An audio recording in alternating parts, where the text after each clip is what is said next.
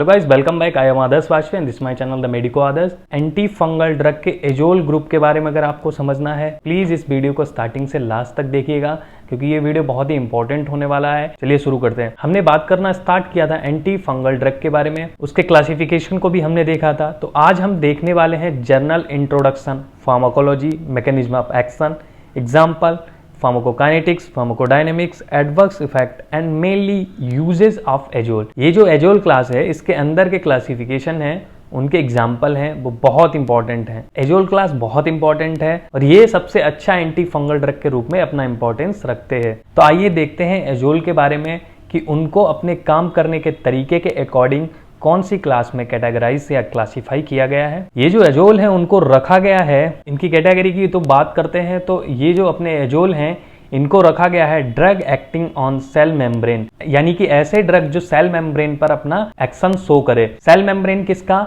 Cell membrane fungal के part के cell का मेम्ब्रेन। ये ड्रग आपके फंगल इन्फेक्शन के होने वाले कॉज के रिस्पॉन्सिबल फंगी के सेल के मेम्ब्रेन को अफेक्ट करके अपना मैकेनिज्म ऑफ एक्शन शो करेंगे, इसी को अफेक्ट करेगा, इसके बनने के प्रोसेस को रोकेगा।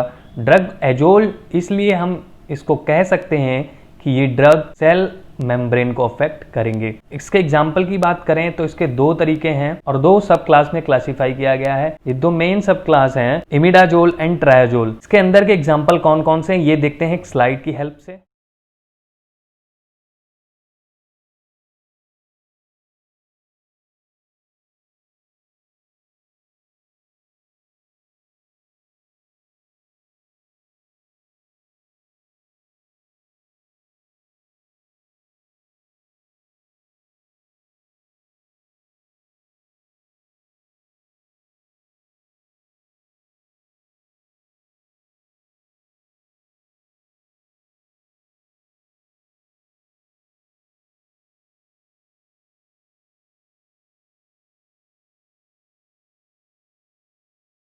तो अभी आपने देखा image of classification of azole, साथ में हमने कुछ ऑइंटमेंट एग्जांपल भी देखे जो कि most of the case topical route से यूज करते हैं, जो कि काफी इंपॉर्टेंट ऑइंटमेंट एग्जांपल हैं। पॉइंट्स वाइज सबसे पहला पॉइंट है कि older anti fungal needs to be given intravenously plus toxic. Older fungal to be given IV route, intrathecal route और जो कि टॉक्सिक भी होते थे।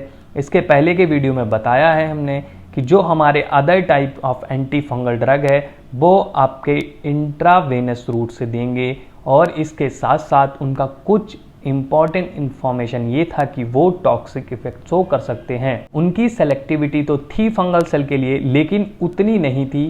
लेकिन जो एजोल कैटेगरी के ड्रग है वो इस तरह के प्रॉब्लम को और भी कम कर चुका है और इसे हम ओरल रूट से भी दे सकते हैं और कुछ को टॉपिकल रूट से भी अप्लाई कर सकते हैं। साथ ही साथ जो अगर बात करूं एजोल के दूसरे इंपॉर्टेंस, तो these are the newer anti fungal drug which are orally active and less toxic as compare to the other anti fungal drug. दोबारा रिपीट करता हूं, तो these are the newer anti fungal drug which are orally active and less toxic as compare to the other anti fungal drug. दूसरा जो ट्रायाजोल है वो इसी के आपने दो टाइप देखे, नंबर 1 इमिडाजोल और नंबर 2 ट्रायाजोल। क्या बोला कि triazole have more selective effect on fungal sterol synthesis as compare to imidazoles, also longer acting.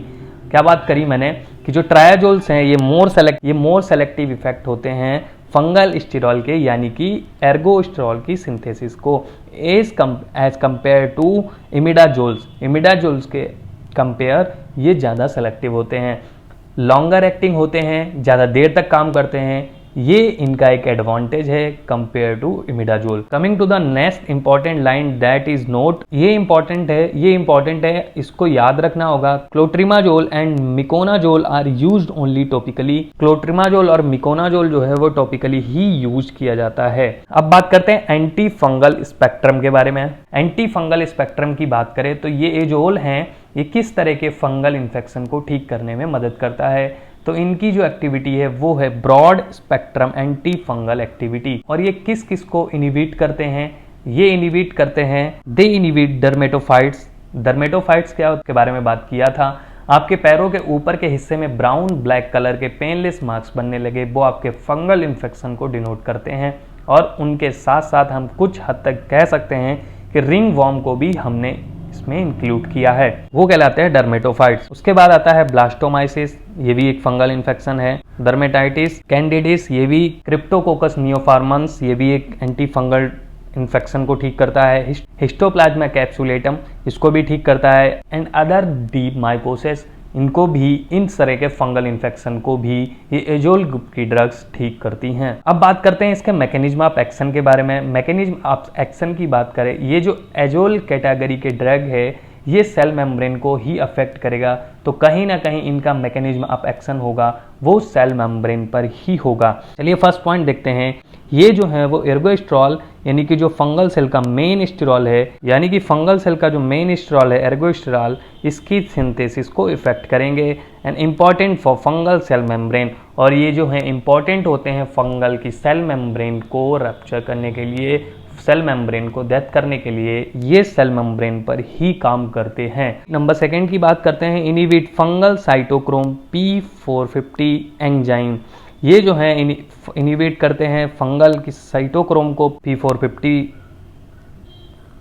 ये जो है ये फंगल इन्फेक्शन के साइटोक्रोम P450 एंजाइम को भी इनिबिट करते हैं। Lanosine 14 demethylase, lanosine 14 alpha demethylase which catalyse the conversion of lanosterol, बोले तो सीधा सीधा एर्गोस्टिरॉल। लेनोसाइन 14 अल्फा डिमेथिलाइज होता है जो कैटेलाइज द कन्वर्जन, जो कि इंपॉर्टेंट होता है कन्वर्जन के लिए लेनोस्टिरॉल से एर्गोस्टिरॉल में बदलने के लिए। लेनोस्टिरॉल से एर्गोस्टिरॉल जो चेंज होता है, उसका कन्वर्जन होता है वो लेनोसाइन 14 डिमेथिलाइज एंजाइम की वजह से। एज यहाँ पर दिख रहा है, आपको समझ में आ रहा होगा कि हम यहाँ पर एक एंजाइम की बात कर रहे हैं। लेनोसाइन 14 अल्फा डिमेथिलाइज एक एंजाइम होता है जो कैटलिस्ट की तरह काम करता है कन्वर्जन ऑफ लेनोस्टिरॉल टू एर्गोस्टिरॉल, लेनोस्टिरॉल को एर्गोस्टिरॉल में चेंज करने के लिए। देन आता है रिजल्ट। रिजल्ट क्या होता है? रिजल्ट क्या होता है? एर्गोस्टिरॉल डेफिशिएंसी। रिजल्ट ये होगा कि एर्गोस्टिरॉल की डेफिशिएंसी कम हो जाएगी, weak fungal cell membrane and replication, fungal cell की जो मेम्ब्रेन है वो वीक हो जाएगी एंड रेप्लिकेशन भी वीक हो जाएगा। जो रेप्लिकेशन होगा वो भी वीक हो जाएगा, जिसकी वजह से क्या होगा, आल्सो अफेक्ट अदर एंजाइम। और ये जो हमारा एजोल ग्रुप की ड्रग है, ये अदर एंजाइम जो कि इंपॉर्टेंट होते हैं फंगल सेल की ग्रोथ के लिए, यानी कि एर्गोस्टिरॉल के लिए सेल, वो उनको भी अफेक्ट करेगा। Selective for fungal then human cytochrome P450। ये जो हमारा एजोल ग्रुप की ड्रग होती है वो सेलेक्टिव फॉर फंगल के लिए होती है, वो फंगल के लिए ही सेलेक्टिव होती हैं। फंगल कंसंट्रेशन की बात करें तो कंसंट्रेशन जो है वो बढ़ जाएगी, लीकेज कॉज होगा।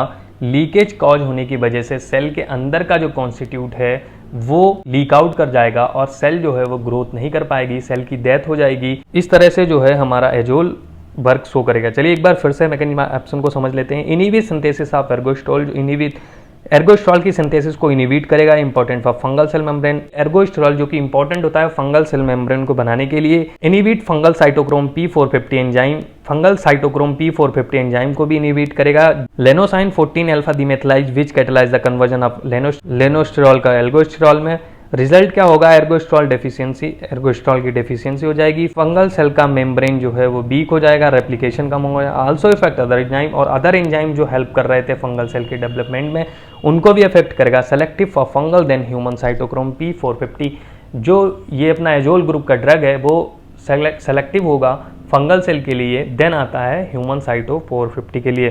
कंसंट्रेशन बढ़ जाएगा एजोल ड्रग का, तो कॉजेज होगा कि सेल मेम्ब्रेन से लीक आउट हो जाएगा, सेल मेम्ब्रेन जो है वो रप्चर हो जाएगी और वहाँ से जो उसका कॉन्स्टिट्यूट है वो लीक आउट करने लग जाएगा, जिससे कि सेल की डेथ हो जाएगी। अब हम बात करने वाले हैं इसके मैकेनिज्म ऑफ एक्शन को एक डायग्राम के थ्रू देखेंगे। चलिए देखते हैं। स्क्वेलिन एपोक्साइडेज की हेल्प से स्क्वेलिन एपोक्साइड बनाता था। स्क्वेलिन एपोक्साइड लेनोस्टिरॉल में कन्वर्ट होता था। लेनोस्टिरॉल 14 अल्फा डिमेथिलाइज की हेल्प से एर्गोस्टिरॉल बनाता था। एर्गोस्टिरॉल जाकर फंगल सेल बनाता था, फंगल सेल मेम्ब्रेन बनाता था। फंगल सेल मेम्ब्रेन बनाने के लिए सबसे इंपॉर्टेंट था एर्गोस्टिरॉल, जो कि उसका एक मेन स्टिरॉल होता है। हमने जब किसी पेशेंट को या हमने किसी को जब एजोल एंटी फंगल ड्रग दिया, एजोल ग्रुप का एंटी फंगल ड्रग दिया, तो वो क्या काम करेगा, वो 14 अल्फा डिमेथिलाइज एंजाइम पर वर्क करेगा और 14 अल्फा डिमेथिलाइज एंजाइम को नहीं बनने देगा। 14 अल्फा डिमेथिलाइज एंजाइम जब नहीं बनेगा तो लेनोस्टिरॉल एर्गोस्टेरॉल में कन्वर्ट नहीं हो पाएगा। एंड एर्गोस्टेरॉल कन्वर्ट नहीं हो पाएगा तो वो फंगल सेल मेम्ब्रेन नहीं बन पाएगी, फंगल सेल मेम्ब्रेन से लीक आउट कॉज होगा और सेल डेथ कर जाएगा।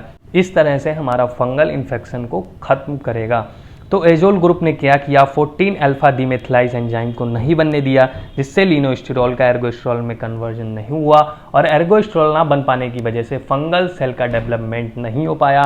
फंगल सेल मेम्ब्रेन से लीक आउट काज हुआ और लीक आउट होने की वजह से अंदर का जो भी कॉन्स्टिट्यूएंट है वो बाहर निकल गया, जिसकी वजह से सेल वीक पड़ गया और सेल वीक होने की वजह से सेल की डेथ हो गई। और इस तरह से हमारे फंगल इन्फेक्शन को ठीक करेगा एजोल ग्रुप। हमने बात कर ली एंटी फंगल ड्रग के एजोल के इंट्रोडक्शन मैकेनिज्म के बारे में, उसकी कैटेगरी, एग्जांपल। एजोल्स में जो एंटी फंगल ड्रग न्यूअर है वो एक्टिव ओरली भी होते हैं, ये भी बात कर ली हमने। उसके मैकेनिज्म ऑफ एक्शन को देखा, मैकेनिज्म ऑफ एक्शन को एक डायग्रामेटिक रूप से भी देखा। So guys thank you so much. Guys अगर आपको ये वीडियो पसंद आता है तो प्लीज़ इस वीडियो को लाइक कीजिएगा, आगे शेयर कीजिएगा, इस वीडियो पे कमेंट्स करके बताइएगा कि आपको ये मेरा मेथड कैसा लगा और चैनल को सब्सक्राइब कीजिएगा